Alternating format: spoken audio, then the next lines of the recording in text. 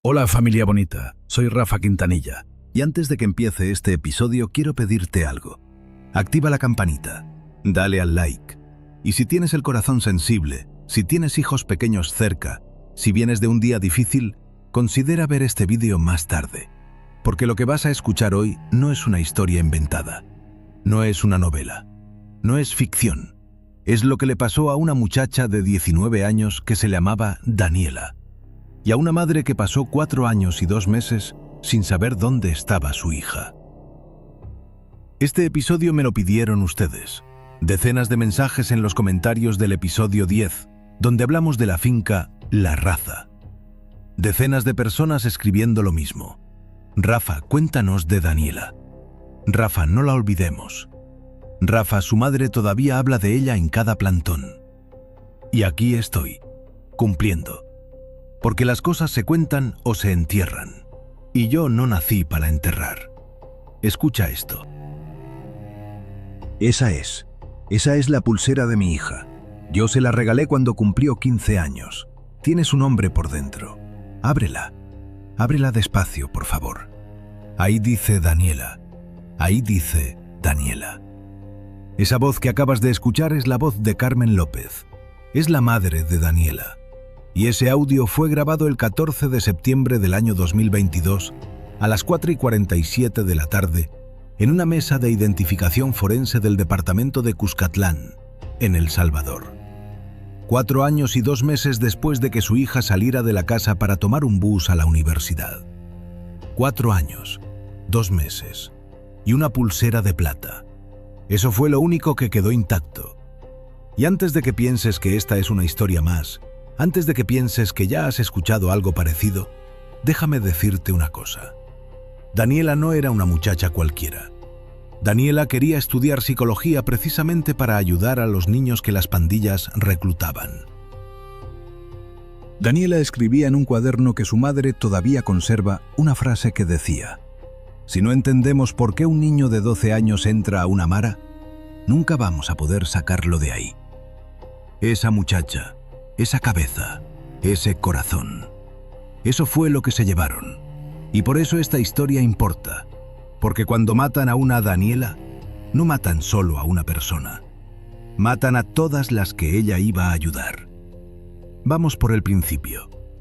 Daniela López Mendoza, 19 años.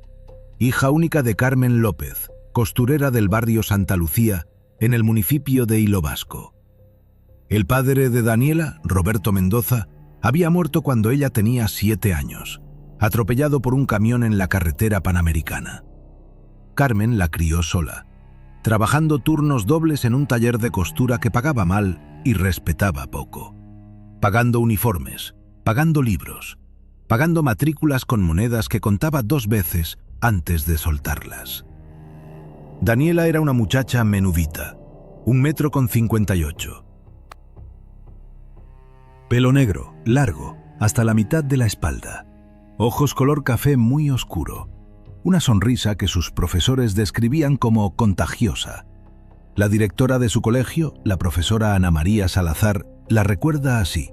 Y voy a citar textual de la entrevista que dio al noticiero local en el año 2018.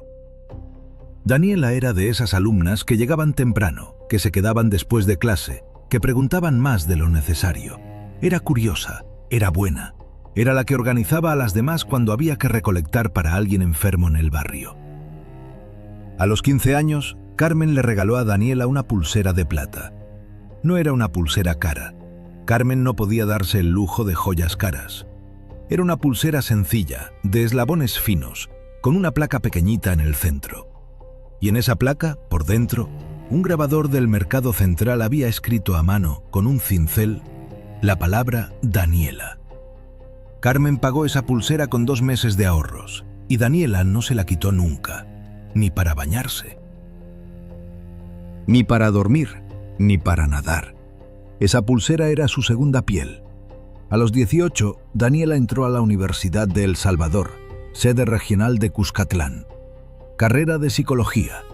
Y aquí viene lo que más duele de contar. Daniela no quería ser psicóloga clínica. No quería abrir un consultorio en una colonia bonita y cobrar $50 la sesión.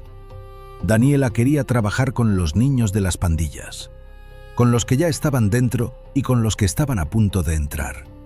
Quería entender cómo se metía un niño de 11 años en una mara. Quería entender qué se le podía ofrecer a ese niño en lugar de la mara. Quería entender, sobre todo, a las madres que perdían hijos sin perderlos del todo, porque seguían vivos, pero ya no eran suyos. Esa era Daniela, esa muchacha de 19 años, menudita, con su pulsera de plata, su cuaderno lleno de notas, sus ganas de cambiar un país que se la estaba comiendo en silencio. Esa era la que iba a tomar el bus el 7 de marzo del año 2018. Aquel miércoles, 7 de marzo. Eran las 6:20 de la mañana cuando Daniela se levantó. Carmen ya estaba en la cocina, calentando frijoles, friendo 2 huevos, sirviendo café. La casa olía a tortilla recién hecha. Daniela se sentó a la mesa con el uniforme de la universidad, una camiseta blanca y unos jeans. Tenía clase de psicología social a las 8. El bus salía de la parada de la colonia a las 7:15. El trayecto duraba unos 40 minutos hasta el campus. Carmen les sirvió el desayuno. Hablaron de cosas pequeñas, de la BC porque aquella mañana, aquella última mañana, no tuvo nada de extraordinaria. Y por eso duele tanto, porque uno cree que las últimas mañanas vienen marcadas, que algo en el aire avisa, que algo en el cielo cambia. Y no, la última mañana fue una mañana cualquiera. A las 7:05, Daniela agarró su mochila azul, se colgó la cadena de la pulsera de plata, le dio un beso a su madre en la frente y le dijo: «Mami, cuídate, vuelvo a las 5». Carmen le respondió lo mismo que le respondía siempre: «Cuídate vos también, mi amor». Y Daniela salió por la puerta. Esa fue la última vez que Carmen vio a su hija con vida. La parada del bus quedaba a unas 3 cuadras de la casa. Daniela caminó esas 3 cuadras como las caminaba todos los días. Había una pulpería en la esquina donde a veces compraba un dulce. La señora de la pulpería, doña Marta Hernández, recuerda haberla visto pasar aquella mañana. Recuerda que iba con prisa. Recuerda que llevaba la mochila azul. Recuerda que la saludó con la mano y siguió de largo. Llegó a la parada a las 7:10. Allí había otras 2 personas esperando. Un señor mayor, don Julio Castro, de unos 60 años, vendedor ambulante, que iba al centro a comprar mercancía. Y una muchacha más joven, Wendy Ramírez, de unos 22 años, vecina de la siguiente colonia, que también estudiaba en la universidad. Las 2 personas que vieron a Daniela viva por última vez. El bus debía pasar a las 7:15, pero ese día se atrasó. Pasó casi a las 7:30. En esos 15 minutos, Daniela conversó brevemente con Wendy. Hablaron del clima. Hablaron de un examen que las 2 tenían esa semana. Wendy le ofreció un chicle y Daniela aceptó. Cosas pequeñas, cosas que después, cuando Wendy fue a declarar, recordó con detalle, llorando, porque no me imaginaba que iba a ser la última en hablar con ella. A las 7:27, según las cámaras de seguridad de la pulpería de doña Marta, una camioneta blanca modelo Toyota Hilux, sin placas visibles, se detuvo frente a la parada. Don Julio, el señor mayor, ya se había subido a otro bus que pasó antes. Wendy estaba mirando su teléfono. La camioneta blanca se detuvo. Bajaron 2 hombres. Wendy levantó la vista. Lo que pasó en los siguientes 30 segundos lo reconstruyeron después, con paciencia, los investigadores de la fiscalía.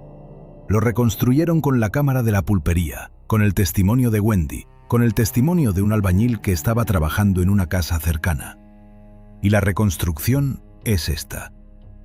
Los 2 hombres se acercaron a Daniela. Le dijeron algo. Daniela dio un paso atrás. Uno de los hombres la agarró del brazo. Wendy gritó. El otro hombre se volteó hacia Wendy y le mostró un arma corta, una pistola, debajo de la camisa, y le dijo: «Vos no viste nada, ¿entendido? Nada». Wendy se quedó congelada. Los 2 hombres metieron a Daniela a la camioneta. La camioneta arrancó. Todo en 30 segundos. Wendy se quedó parada en la parada del bus, temblando, durante varios minutos. No fue inmediatamente a la policía. Tenía miedo. Sabía lo que pasaba en este país cuando uno hablaba de más. Esperó a llegar a la universidad. Habló con una amiga. La amiga le dijo que tenía que denunciar. Esa misma tarde, a las 4, Wendy fue a la fiscalía y puso la denuncia. Pero ya habían pasado más de 8 horas. Mientras tanto, Carmen estaba en su taller de costura, cosiendo dobladillos, sin saber nada. A las 5:15 de la tarde, Carmen llegó a su casa. La puerta estaba cerrada. La luz de la habitación de Daniela estaba apagada. Carmen pensó que su hija se había quedado en la universidad estudiando con alguna compañera. A veces pasaba. A las 6 le marcó al celular. El celular sonó 2 veces y se apagó. Carmen pensó que se había quedado sin batería. A las 7 le marcó otra vez. Apagado. A las 8 comenzó a preocuparse. Llamó a la única amiga cercana de Daniela en la universidad, una muchacha llamada Beatriz Aguirre. Beatriz le dijo que Daniela no había llegado a clase aquel día, que no la había visto en todo el día. En ese momento, Carmen sintió un frío que no se le ha quitado nunca. Yo supe en ese momento que algo le había pasado, declaró Carmen años después. Una madre sabe, una madre lo siente en el cuerpo. Yo me senté en el sofá y no me podía mover. Las piernas no me respondían. Me quedé ahí, mirando la puerta, esperando que ella entrara, esperando escuchar la llave en la cerradura. A las 9:30 de la noche, Carmen fue a la subdelegación de la Policía Nacional Civil de Hilo Vasco. Pidió poner una denuncia por desaparición. El oficial de turno, un agente joven cuyo nombre nunca quedó en los registros públicos, le dijo lo que les decían a todas las madres: que tenía que esperar 24 horas, que probablemente la muchacha se había ido con un novio, que muchas muchachas hacían eso a esa edad, que volviera al día siguiente si no aparecía. Carmen volvió al día siguiente, y al otro, y al otro. Durante una semana entera, todos los días, Carmen estuvo en esa subdelegación, sentada en una silla de plástico, esperando. Pidiendo que tomaran la denuncia en serio, pidiendo que buscaran, pidiendo que hicieran algo. Y aquí empieza la parte más larga y más dolorosa de esta historia. Porque la búsqueda de Daniela no duró un día, no duró una semana, no duró un mes. Duró 4 años y 2 meses.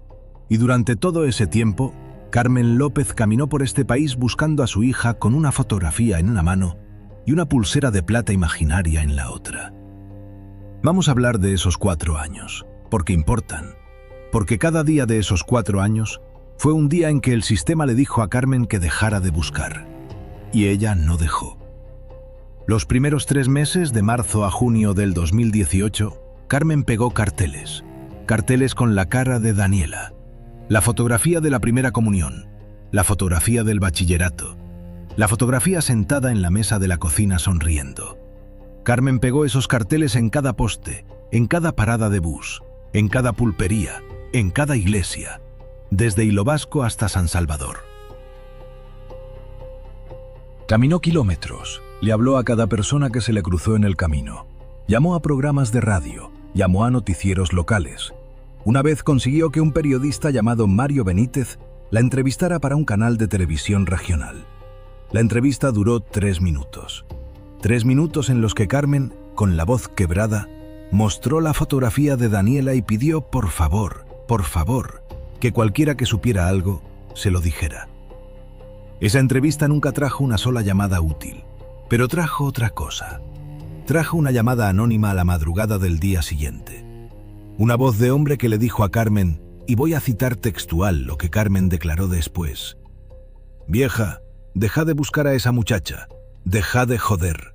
Si seguís hablando en la televisión te vamos a callar a vos también». Carmen no dejó de buscar. A los 6 meses, en septiembre del 2018, el caso de Daniela ya no aparecía en los noticieros. La denuncia oficial estaba archivada como desaparición sin pistas concretas. El fiscal asignado al caso, un hombre llamado Edgar Calderón, le dijo a Carmen en su oficina, una tarde de octubre, una frase que ella no ha olvidado nunca. «Señora, con todo respeto, su hija probablemente se fue con alguien. O se metió en algo que no debía. Y si está muerta, en este país, encontrar un cuerpo es como encontrar una aguja en un pajar. Nosotros tenemos 500 casos como el suyo. No podemos dedicarle más tiempo. Carmen salió de esa oficina y se sentó en una banca del Parque Central de San Vicente. Se quedó allí 4 horas. No lloró. Carmen ya no lloraba en público. Carmen lloraba sola en su casa, abrazada a una blusa de Daniela que todavía olía a ella. En público, Carmen tenía la cara de piedra. Esa cara que tienen las madres que han tenido que aprender a no romperse delante de los demás. En el año 2019, Carmen conoció a otras madres. Madres que también buscaban hijos. Madres que también habían recibido amenazas. Madres que también habían escuchado del fiscal de turno la frase «se fue con alguien». Eran como 20.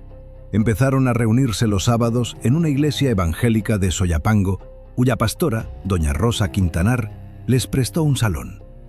Allí se sentaban en círculo, mostraban las fotografías de los desaparecidos, lloraban juntas, se acompañaban. De ese grupo, años después, nacería el movimiento que ustedes conocerán en el episodio 14, Madres por la Verdad.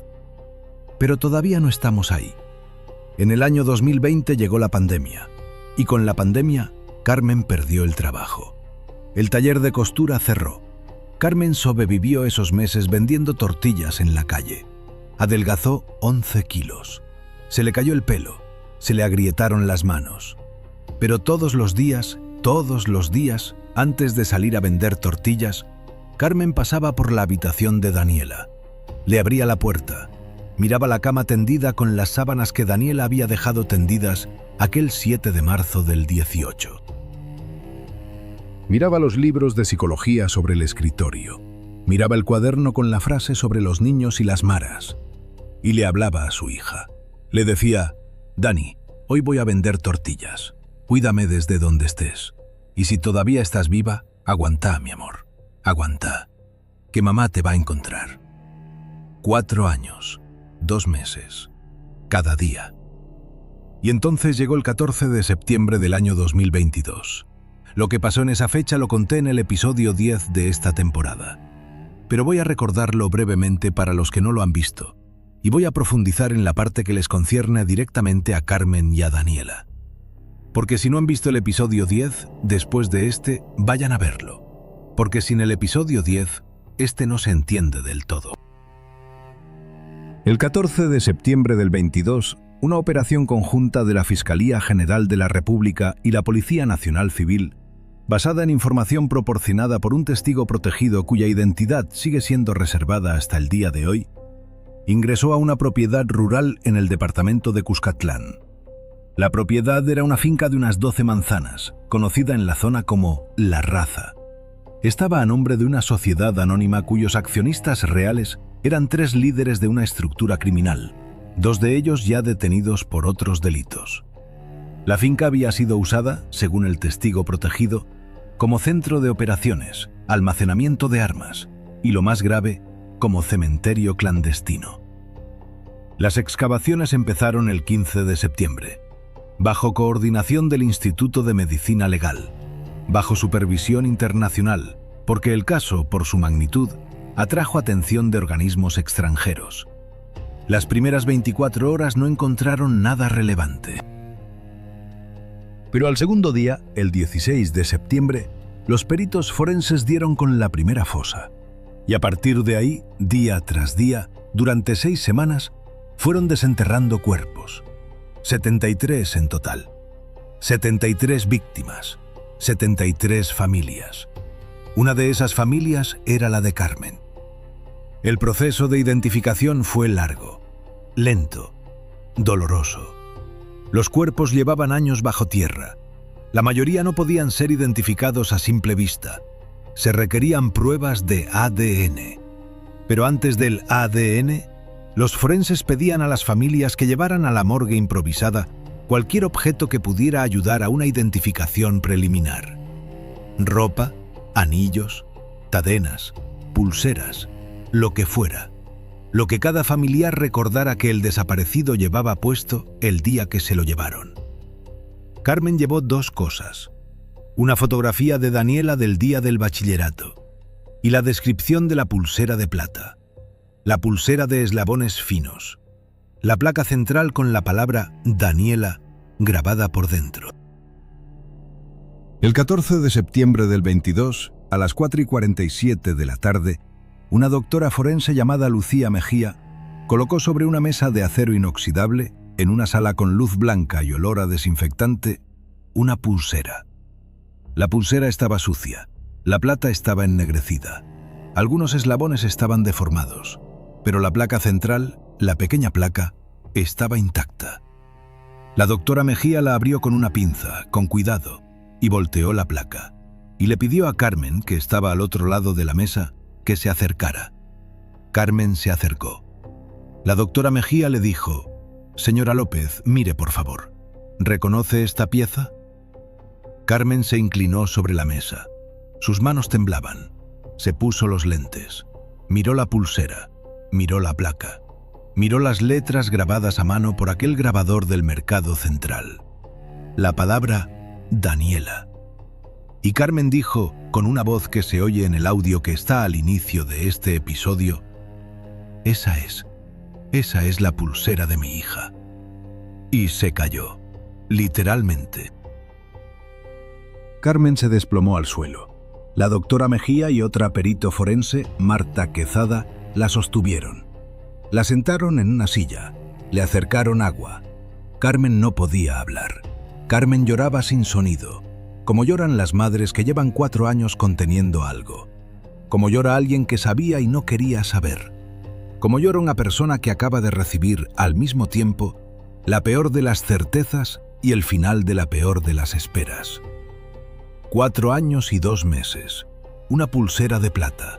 Esa fue la confirmación. Pero la confirmación oficial, la prueba de ADN, llegó 3 semanas después, el 5 de octubre del 22. Los restos óseos correspondían en un 99,97% al perfil genético de Carmen López. Era Daniela. Era ella. Y aquí, familia, es donde el caso da el giro que nos lleva a los culpables. Porque cuando se reabrió la investigación, cuando Daniela ya no era una desaparecida, sino una víctima identificada, el fiscal del caso, que ya no era Edgar Calderón, sino una fiscal nueva llamada Patricia Romero, ordenó cruzar todos los datos de la finca La Raza con todas las denuncias archivadas de desapariciones en la zona del 2016 al 2020. Y de ese cruce salieron 2 nombres: Mauricio Reyes Funes y Walter Ortega Pineda. Mauricio Reyes Funes, en el momento en que se identificó a Daniela, tenía 34 años. Llevaba 3 años y 7 meses preso en el penal de máxima seguridad de Zacatecoluca. Estaba cumpliendo una condena de 45 años por homicidio agravado en el caso de otra muchacha, Rebeca Argueta, asesinada en el 2020. Era, según los informes de inteligencia, uno de los operadores logísticos de la estructura criminal que controlaba la finca La Raza. Walter Ortega Pineda, 31 años, también preso en Zacatecoluca, cumpliendo una condena de 32 años por extorsión agravada y homicidio en el caso de un comerciante de Soyapango, asesinado en el 2019. Era el subordinado directo de Mauricio. Se conocían desde la adolescencia. Habían crecido en la misma colonia. Habían entrado juntos a la estructura. Cuando los investigadores los confrontaron con la evidencia del caso Daniela, ambos primero negaron. Después, bajo presión y con el ofrecimiento de no acumular más años a su condena, Walter Ortega habló, pidió un acuerdo con la Fiscalía y dio los detalles. El 7 de marzo del 2018, según declaró Walter, ellos 2 recibieron una orden. La orden venía de un mando superior, cuyo nombre Walter dio, pero que no se ha hecho público porque la investigación contra esa persona sigue abierta. La orden era simple: levantar a una muchacha en la parada de bus de la colonia donde vivía Daniela. La orden no especificaba a Daniela. La orden especificaba cualquier muchacha joven, sola, que se vea estudiante. Era, en otras palabras, una orden aleatoria. Un castigo enviado a la comunidad. Un mensaje. Daniela no fue elegida por nada que ella hubiera hecho. Daniela fue elegida porque estaba ahí, porque tenía mochila azul, porque parecía estudiante, porque estaba sola. Esa frase, cuando Carmen la escuchó por primera vez en una sala de audiencia, casi la hizo desmayarse otra vez. No la mataron por nada que ella hubiera hecho, la mataron porque pasaba. Carmen me dijo en una entrevista que hicimos para preparar este episodio una cosa que me destrozó y que voy a citar textual. 4 años pensando que mi hija había hecho algo. 4 años buscando una razón. 4 años dándole vueltas a si yo había fallado en algo, en cuidarla, en aconsejarla, en estar más pendiente. Y al final me dijeron que no había razón, que mi hija murió porque pasaba por ahí. ¿Sabe usted lo que es vivir con eso? ¿Sabe usted lo que es saber que su hija no murió por algo que se pueda explicar? Walter siguió declarando. Daniela fue llevada a la finca La Raza esa misma tarde. Fue retenida durante varios días. No voy a entrar en los detalles de lo que pasó en esos días, familia, porque hay una línea que yo no cruzo nunca, y esta es una de ellas. Lo que le hicieron a Daniela está en los expedientes judiciales. Está documentado, pero contarlo en este formato no le sirve a nadie. No le sirve a Carmen, no le sirve a Daniela, no le sirve a ustedes. Lo único que cabe decir es que sufrió mucho, y que cuando murió lo hizo a manos de Mauricio Reyes Funes, según la propia declaración de Walter Ortega. Después la enterraron, en la fosa número 37 de las 73 que se hallaron, junto con otras 2 muchachas y un hombre joven, cuyas identificaciones se completaron meses después. El juicio contra Mauricio Reyes y Walter Ortega por el caso Daniela se realizó en el año 2023, entre los meses de mayo y julio. Carmen asistió a cada audiencia, sin faltar a una, sentada en la primera fila de la sala, vestida siempre de negro, con la fotografía de Daniela apretada contra el pecho, sin hablar con la prensa, sin hacer declaraciones, solo mirando. Mirando a esos 2 hombres a los ojos cada vez que entraban a la sala. Carmen me dijo, yo quería que ellos supieran que yo estaba ahí, que la madre de Daniela estaba ahí, que mi hija no era un número, que mi hija tenía a alguien que la lloraba. El 29 de julio del 23, el tribunal pronunció la sentencia. Mauricio Reyes Funes, 52 años de prisión a del sistema no logró. Y aquí entra la parte de este episodio que conecta con todo lo que viene en la temporada. Porque esos 2 hombres ya estaban presos cuando se descubrió lo que le habían hecho a Daniela. Estaban presos desde hacía años, y durante todos esos años, la denuncia de Carmen estuvo archivada, polvorienta, olvidada. La fiscalía tenía a los responsables a su alcance, en una celda, a unos kilómetros de distancia. Pero no había cruzado los datos, no había investigado, no había buscado. La justicia llegó porque un testigo protegido habló. La justicia llegó por accidente. La justicia en el caso de Daniela no fue un trabajo, fue una casualidad. Y eso es lo que Carmen no perdona.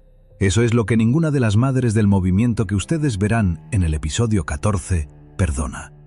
Que los responsables estaban ahí, esperando, y nadie los buscó.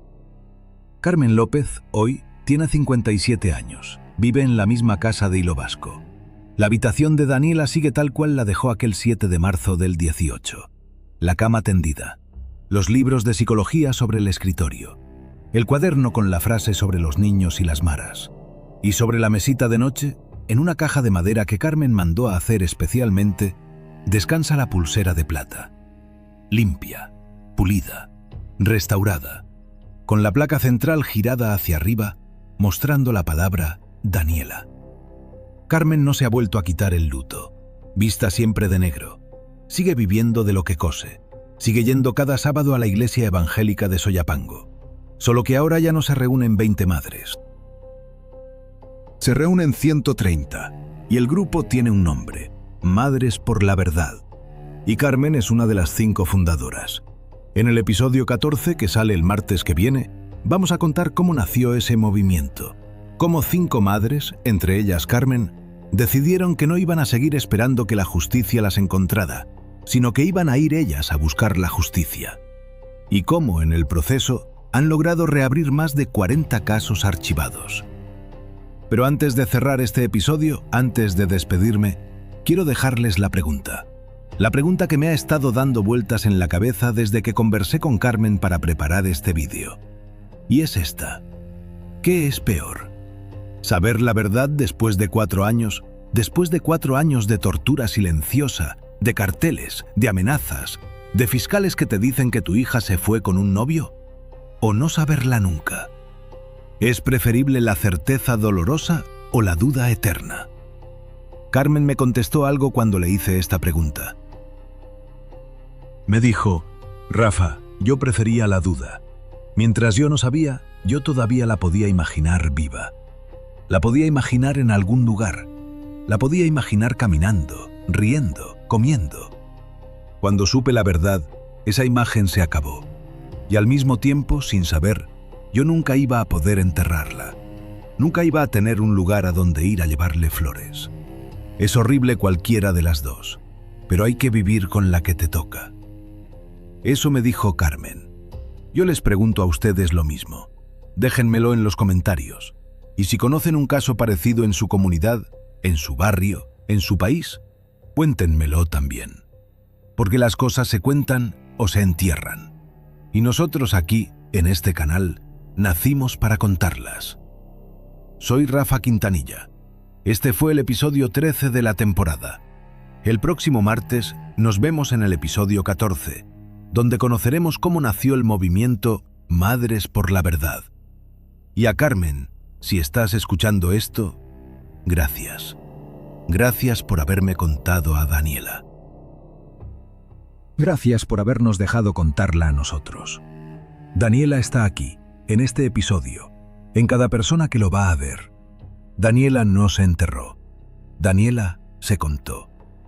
Familia bonita, cuídense mucho. Abracen a sus hijos. Y si tienen una pulsera de plata en algún cajón, sáquenla.